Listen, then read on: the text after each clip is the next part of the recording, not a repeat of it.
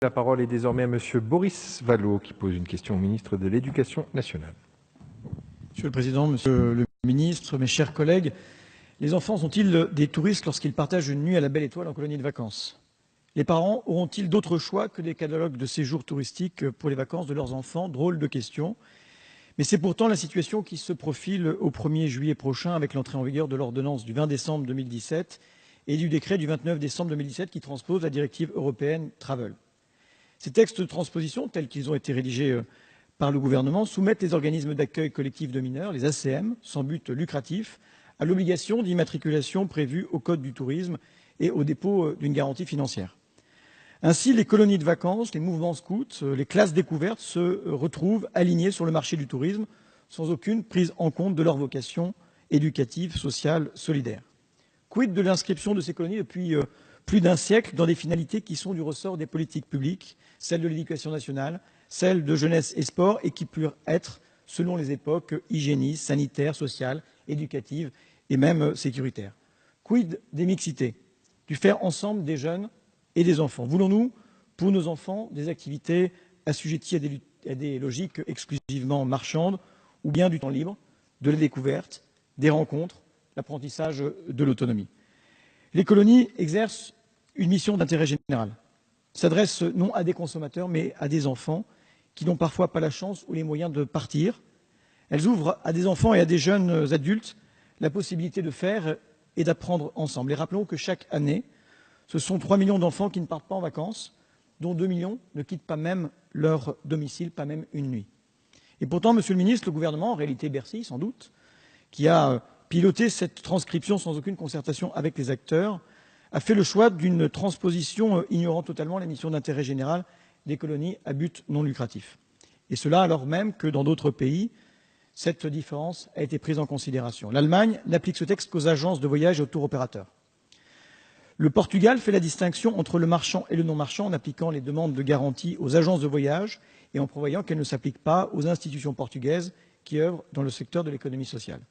Le Luxembourg a conçu des possibilités de dérogation. L'Espagne a distingué entre entreprises et associations. Et il ne s'agit même pas, avec cette directive, d'améliorer les garanties éducatives auxquelles les colonies de vacances répondent déjà dans le cadre de leur règlement jeunesse et éducation populaire ou associations complémentaires de l'enseignement public, ni d'améliorer d'ailleurs la qualité des activités proposées, elles aussi garanties aujourd'hui par la réglementation ACM. Aussi, Monsieur le Ministre, nous ne comprenons pas la réponse qui a déjà été faite par votre gouvernement à une question écrite de notre collègue sénatrice des Pyrénées-Atlantiques, Denise Saint-Pé. Comment en effet comprendre une transcription aussi restrictive qui fait obligation aux associations agréées de répondre à ces nouvelles obligations? Comment comprendre une transcription aussi restrictive qui fait obligation aux collectivités territoriales de répondre à ces nouvelles obligations?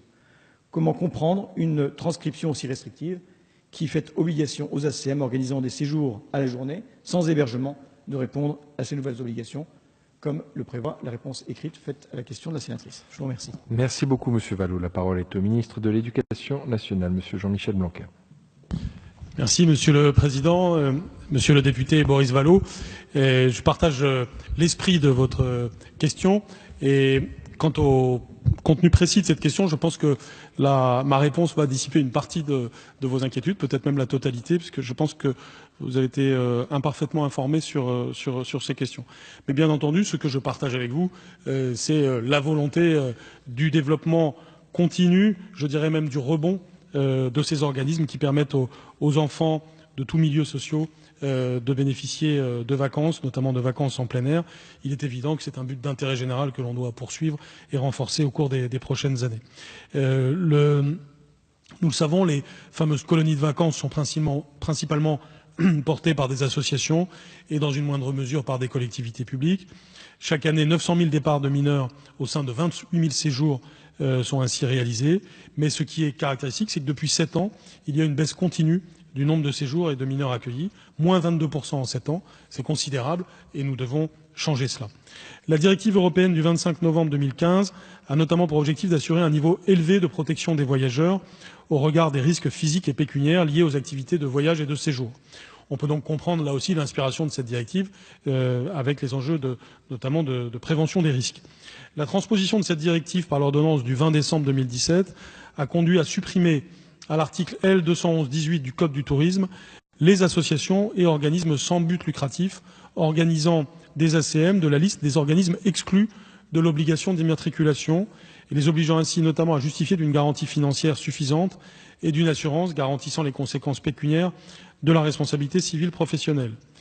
Pour autant, cette suppression ne conduit pas à faire entrer dans le champ de l'immatriculation touristique par Atout France et des diverses obligations prévues par la directive tous les organisateurs d'ACM, qui sont définis donc aux articles L227.4 et R227.1 du Code de l'action sociale et des familles.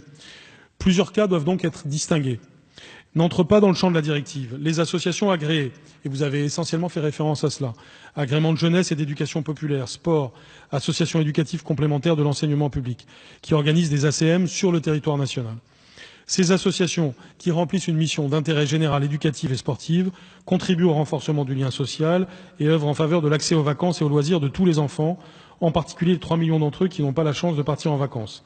Étant donné leur but non lucratif et compte tenu du régime particulier auquel elles sont soumises, offrant un haut niveau de protection, elles ne sont pas tenues de justifier d'une garantie financière nouvelle par rapport au régime existant. Deuxièmement, les personnes morales de droit public, dont les collectivités locales, qui n'interviennent pas dans le domaine industriel ou commercial, peuvent organiser de nombreux ACM en France, et ce faisant, elles agissent également dans l'intérêt général à des fins éducatives ou sportives. Elles sont donc également, et pour les mêmes raisons, hors du champ d'application de la directive. Les ACM sans hébergement, c'est-à-dire accueil de loisirs, accueil de jeunes, accueil de scoutisme sans hébergement, n'entrent pas non plus dans le champ de cette directive, dès lors que leur période de fonctionnement couvre une période de moins de 24 heures et qu'ils ne comprennent pas de nuitées. Enfin, ne sont pas tenus de satisfaire à ces conditions de l'immatriculation les associations et organismes sans but lucratif appartenant à une fédération ou une union déclarée qui se portent garantes à condition que ces dernières donc soient immatriculées.